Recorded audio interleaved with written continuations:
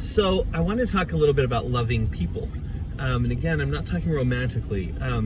My grandfather was one of the most loving people I've ever met.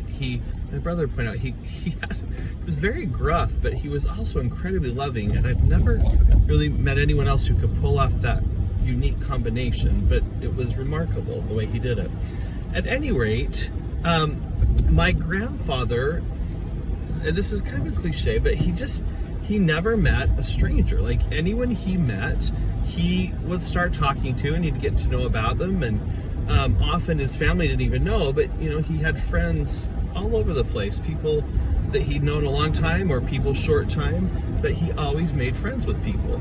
And my dad and my father-in-law are both really good at that. They'll leave them alone, like sitting somewhere at the park or store or something, you run a few errands, you come back and they've like met people and they've got new friends. At any rate, we live in a very self-focused world and we're very busy. And not all of us are really outgoing. That's fine. Like I'm not outgoing either. I'm not just going to walk up to someone and ask them their life story.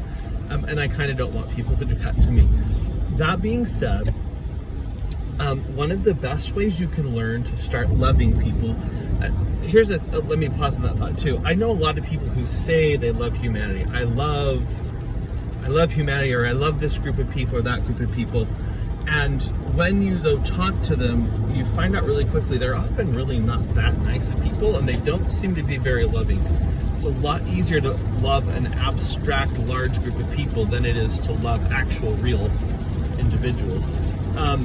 Especially, in very divisive times where we're quite polarized. If you can learn to be curious about people, that will be a huge help in learning to love them. You don't have to agree with them or like them, but if you can just be curious about them. I wonder why they did this, or I wonder why they think that. I wonder what in their life would make them come to this different conclusion than I think.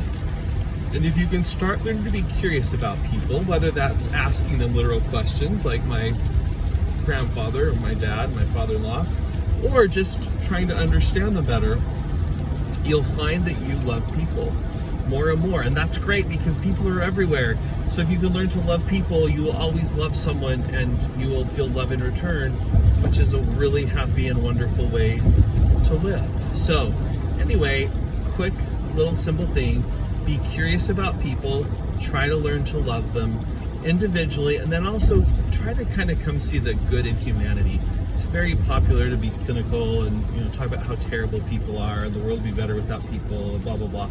I don't believe that's really true. And I think if you truly believe that, it's really quite sad because it means you've either not opened yourself up to people or you've only met really terrible people, which is sad because the world is a wonderful place full of amazing people who bring a lot to it. So learning to love people will make you happy.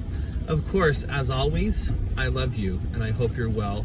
I'm sending you happy wishes, warm thoughts, and I'll talk to you later. Love, your Internet Grandpa.